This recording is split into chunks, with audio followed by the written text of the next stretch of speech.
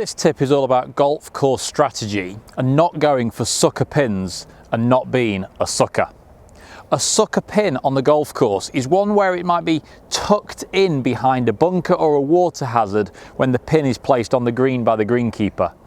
And that sucker pin is pulling you to attract you to try and hit towards it, but only a sucker would take that pin on.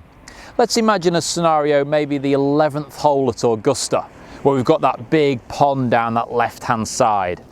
And often the pin is tucked into that left-hand side, and a golfer might stand there in the middle of that 11th fairway and think, I fancy that, I can play that shot.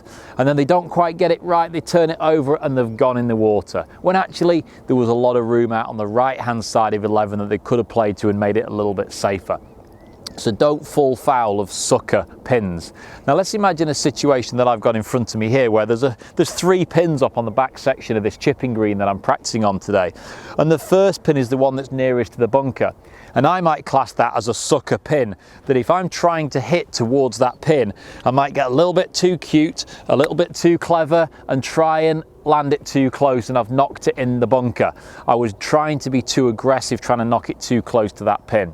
And actually, if my skill level isn't that high, I'm probably better off picking the next pin or even the very back pin, playing to one of those, taking my medicine and then putting back down again. So rather than being too aggressive and chipping for that first pin, I might actually aim further back up the green to one of the other pins, play the ball well over the bunker, very nice and safe, landing it by the second pin, which is my target, and then putting back down.